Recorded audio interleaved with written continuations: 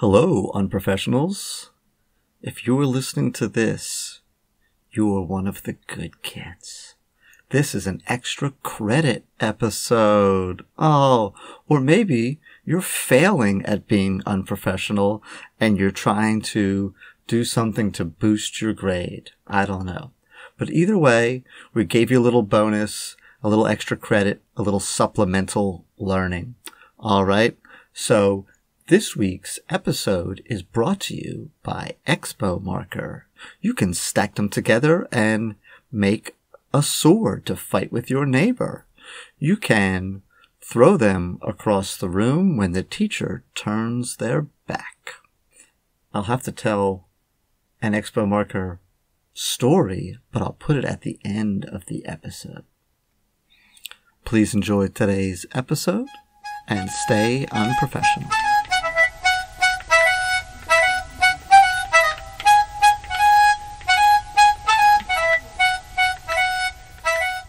So here's how the question was presented to me, and it sparked an issue. So I think Mealey and I are about to come to blows. Yeah. So we're gonna let me interrupt you before you say that. This is just a little behind the curtain for you unprofessionals. There are definitely multiple times where I don't see Tudisco a lot in school, and obviously not in school anymore. Which is good for him. Yes. Yeah. But there'll be times where we start to talk about something and I will cut it off. I go, nope, we're not talking about that now. We have to talk about that on the podcast because we care about you unprofessionals. We want fresh takes for you. Okay? We don't want this Only to sound the best rehearsed. for a loving audience. Yes. So this is for you guys. That's why we were social distancing ourselves before it was cool. People were social distancing me before it was health related. Just so that we could bring you a better podcast. All right. So here's where Mealey cut me off. It started with the debate of what do you give a kid who has not tried all year and then aces your final? No. You're misrepresenting. No? No. That's how I remembered. I'm sorry. I said aces. I said aces the tests, not the state final. I meant saying they were acing. I meant to say, if it wasn't clear, they're acing every unit test, but they're not doing any of the formative. They're not doing homework. They're not turning in other things. Right. And let's take out the fact that they might not have turned in a major essay or project. So we're just going to go in a class where it's all unit tests and there's not other things other than worksheets and homework and reading and notes and all that kind of stuff. So in our class, we'll call it Hypothetical 101. We have a bunch of handouts, one big handout a week. We have a test every other week, and we got homeworks. Right. And some of the stuff might be some online, things that they do. There's things they read. There's reflections. There's and our boy George, guided notes. And George, yep. He's not done any of his homework. Doesn't do any of the class. But sits down for that test and just knocks it out of the park. Right. He's getting 95 or better on every single unit test. And so the question was, and you've taken, and we're discounting cheating. He's taken it like literally sitting at your desk. Legit. Yes. Right. So the question was then, what grade do you give George? And I say, according to the way our grade book works, I think he deserves about, a D or a C. Yeah. So I said if it was getting, I think when I said 100 and he wasn't doing any other kind of stuff, your answer was he should get a 75. So let's not talk about how grade books are set. Right, because it varies from state to state and whatnot. Right. Let's talk about what this child should earn in a class. And I'm going to guess there's going to be people that agree with you and agree with me. So hot takes. You're Jane Curtin. I'm Dan Aykroyd. We're going way back to, do you go back that far to Tudisco? Do you get those references when they would do point counterpoint on Saturday Night Live? Mealey, you ignorant. Hold on. What's the word? Slut. Yes. Jane, I wasn't going to say it on the podcast, Mealey. Oh. Is slut a bad word? I guess it is. It's not a cuss word, though. It's up there with ratchet, yeah. It is up there with ratchet. We say that all the time. Anyway, go ahead. Present your case. So, all right, so I think that the kid deserves a 75. I do. Because here's the thing. They've shown mastery, right? Mm-hmm. They've proven that they understand your content. So whatever's happening in your classroom, either it's effective or it's unnecessary.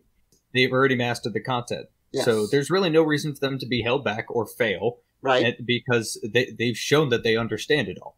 But I think that your final grades should be a rough, mean and average of your ability and your effort.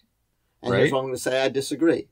Okay. I think it should be 100% ability. Okay? Why? Here's why. Well, first of all, I can play the standards game. Mm-hmm. Is there any standards written for any class that you've given where it says objective blah, blah, blah, student shows effort in order to, and student does X amount of class participation? Those are not standards. Those are not Common Core standards. Those are not Common Core standards. And part of it's personal bias. Because I was that kid. I literally would ace tests left and right. And I couldn't stand homework. I'm really good at math. And so I would get like 20 problems to do at night. I'm like, why would I do these 20 problems when I don't need to do it? And then my grades would suffer. In fact, I failed 1/4 of English one time because of a stupid grading policy by the English teacher where there were 7 or 8 short essays that we had to write like on a weekly basis. Okay. So it was just like 1 page or whatever it was. And he said, if you don't turn one of these in, you will fail for the quarter. So I did 7 out of 8. He failed me for the quarter. I got good grades on all of them. I knew I was in the top 10% of that class easily. And he just failed me. So there's a little bit of bitterness in me for that. So that's definitely extreme. Right. That sheds my bias. Above and beyond that, I truly believe that if you have mastered my content and you 100% know it, you're the kid that deserves 100. And it actually pains me a little bit, the kids who get B's, who have 75% level mastery, but turn in a bunch of busy work. Now, go ahead. So, okay. I hear you because I was also that kid where I would cut class all the time. I never did a lick of homework because I said, I'm not going to need this. And then I would ace all the tests. But here's what I tell my kids whenever they present to me that argument too. Mm-hmm. I tell my students, listen, the unemployment lines of the world are filled with smart people who don't try. Okay. So, yeah, you can know everything, but like, I'm going to be honest, I don't really care about my content. And it's not that I don't love English. I love English. Right. But I don't care if they know. I don't care if they know when Emily Dickinson died, right? Yes. I don't care if they remember who Macbeth's best friend's name was. It was Banquo. What I care about is if they understand, like, the real-world applications. And the real-world application for our stuff is, like, it's supposed to be practice for life. So it doesn't matter how smart you are. If you're not putting in the effort, like, I can call up the IRS right now and say, no, it's cool. I know how much money I made. Oh, right. Great. But do the paperwork. So I see merit in that. And another part of my story is because I developed those poor habits is the reason I failed out of college the first time, because I didn't have the work ethic or the habits to do those things. And I just was able to be lazy and not do anything. My proposal, I guess, is... I do. Wow. I'm sorry. What was your thing? Yes. My proposal is maybe 2 grades where they have a work ethic grade and they have an aptitude grade. Because that's the challenge as well, is when colleges are looking at these grades and they see this kid a B can be that really smart kid that doesn't do very much, or it can be that not so good at test taking, maybe not the most brilliant kid, but who works really, really hard. And I'd be interested in the numbers, but I bet you the kid who works really hard is more likely to pass college. I think so. And I've told some kids, and their parents as well, that even though this kid doesn't have an A in my class, they will be such a good neighbor and significant other and employee or employer or whatever it is that they end up doing, that they have just got such a great personality. Now, the other fact, though, is that we have those kids who are really smart, like you and myself, because we're obviously geniuses. How else would we have figured out how to have a podcast? It's hard for me to carry around all this brain and ego in the same head. It's hard to be humble when you're perfect in every way, as my somebody humble said. ranks among the greatest of humbles in the universe. But the challenge is also is that the schools aren't set up for the kids that can master the class quicker, because they should be able to work hard to show their mastery and then move on. But we just don't really have most schools set up that way. And if you give out all of the the ace grades to all the kids who ace the test, then how do you separate, by looking at the grade book, the ones who work their butts off as opposed to the ones who slack off and just happen to be smart? So the A student that works their butt off, even though they're going to get 100 on the test, even if they didn't do the busy work, because it's just their personality, it's how they were raised, it's whatever it is that they're doing, there's students that get 100 on your test, and I've got this program that my students work on called Delta Math, where there's literally infinite amount of problems they can do, but I only assign them maybe 3 or 5. And I've got some kids that they finish those 3 or 5 way ahead of when the other kids are. And sometimes I help other kids. Sometimes I'll try and do certain things to try and challenge them. Sometimes I'm like, just relax for a little bit. We're going to move on here in 5 minutes, and you got 5 minutes to just relax. Instead, I got these kids that are like, oh, I'm just going to do more. I'm like, oh my goodness, okay. Have fun with that. It's kind of drive me nuts. Yeah, you could just go and play Snake on your Chromebook or something. Because they'll come up to me like, isn't there more I can do? I'm like, you already have a 100 on everything. I don't want to. Yeah, go color. I don't be a teenager. Yeah. Call your family back in the cornfield because they miss you. I don't know what to tell them. Oh, that reminds me of the story. Oh, have I talked about the kid who was reading War and Peace in his spare time? Have I told you about that? Okay. So this kid, I've never read War and Peace, for the record. I don't think you're an English teacher anymore. The state is going to come take away your certification.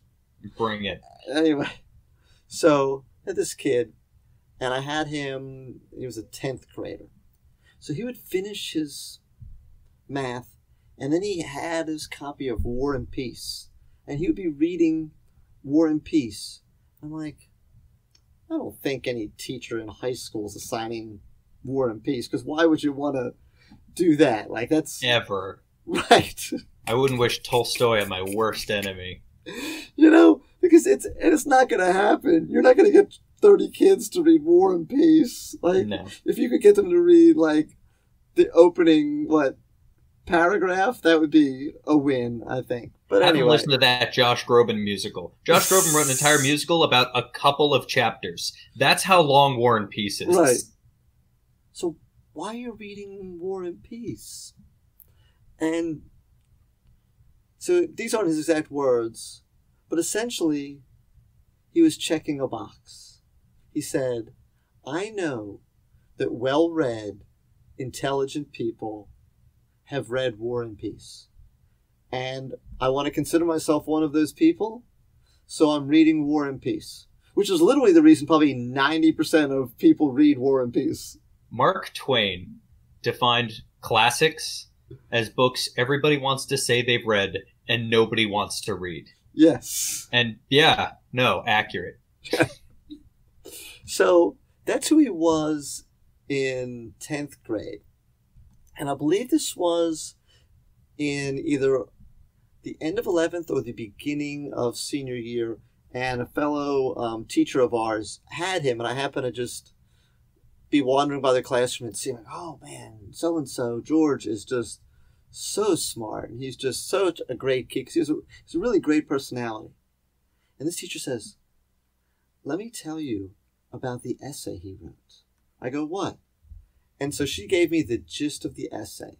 So this kid had a self-realization somewhere around the beginning, either the end of 11th, beginning of 12th grade. And the essence of his essay was, I have been chasing the valedictorian prize for 3 years now. And I realize that that's not a good use of my time. That I am missing out on friendships, on going places and eating pizza, on playing video games with my friend, and being parts of jokes, and spending time outside, and just the high school life. He says, when I want to look back on my high school experience, I don't want it to be that I put my nose to the grindstone and walked out being able to say I'm valedictorian. He said, I want to know that I enjoyed my high school years. And I get goosebumps just thinking about that, Tudisco. That's awesome. Isn't that wonderful? Yes, that's great. Because, like, those overachiever kids, like, one of the biggest things that I really do worry about, like, when I see those kids who really stress themselves out and over worry, I'm like, especially when I was teaching, like, 8th grade, and the kids putting tons of pressure on themselves, like, no, I gotta get that. Can I turn that 98 into a 100? Like, I look at them like, are you happy?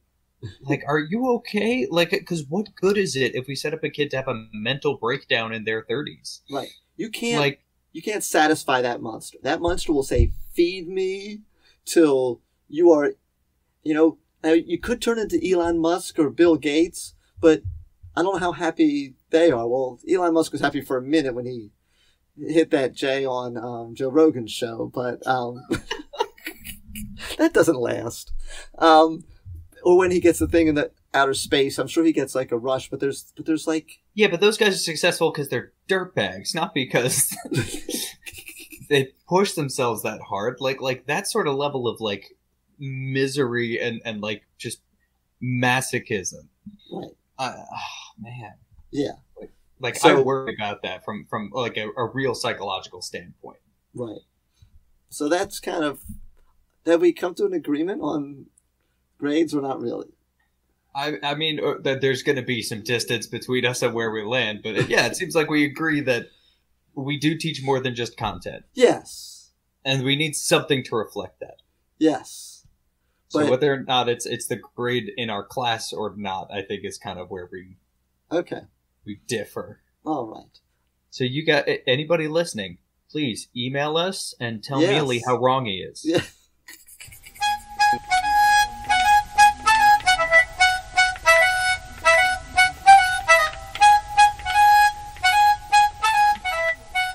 Here is that whiteboard marker story I promised.